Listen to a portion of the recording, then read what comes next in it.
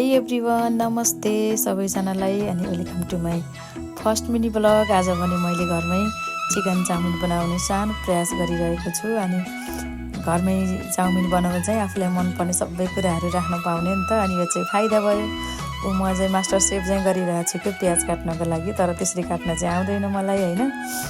अनि चाउमिनहरू चाहिँ मैले फ्राई गर्दैछु होइन। अनि यसरी घरमै चाउमिन बनाउँदा चाहिँ आफूलाई मनपर्ने सबै कुराहरू राखेर मजाले खान पाइने है, यो चाहिँ एकदम बेस्ट लाग्छ मलाई।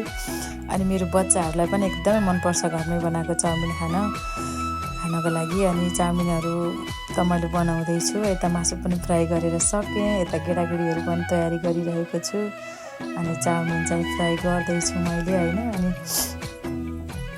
अनि होटेलमा जस्तो त्यति धेरै मिठो त बनाउन आउँदैन होइन। त्यही पनि आफ्नो घर परिवारलाई अब बाहिरको भन्दा अजिनामोटो यतातिर राखेको भन्दा चाहिँ आफूलाई घरमै खानको लागि हेल्दी होइन। अब हेल्दी त नभनौँ तै पनि अब घरमै आफूले बनाएर खाँदा चाहिँ एकदम मनपर्छ मलाई। अनि मैले चाउमिन फ्राई गर्दैछु। अनि मेरो नानी बाबुहरू चाहिँ चाउमिन खाने तयारीमा बस्दैछन् होइन।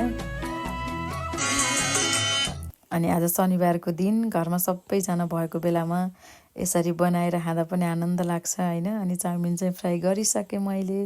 अनि मैले सानोको लागि भाग लगाइदिँदैछु। अनि अब कस्तो भएको छ होइन, मेरो बच्चाहरूको रिएक्सन चाहिँ हेर्दै गर्नु है।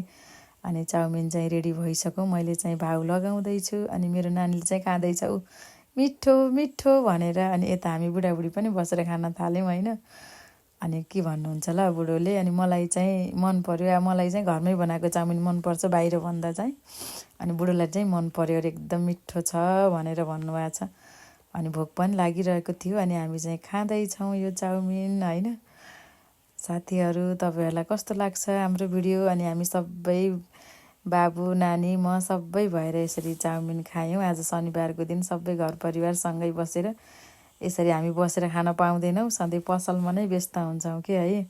अनि आज चाहिँ एकदम रमाइलो लाग्यो मलाई, घर परिवारसँगै यसरी बसेर खाँदा चाहिँ खुसी पनि लाग्यो। अनि यहाँहरूलाई मेरो भिडियो कस्तो लाग्यो भन्नु। यो मेरो फर्स्ट मिनी भ्लग, सबैजनाले माया गरिदिनु।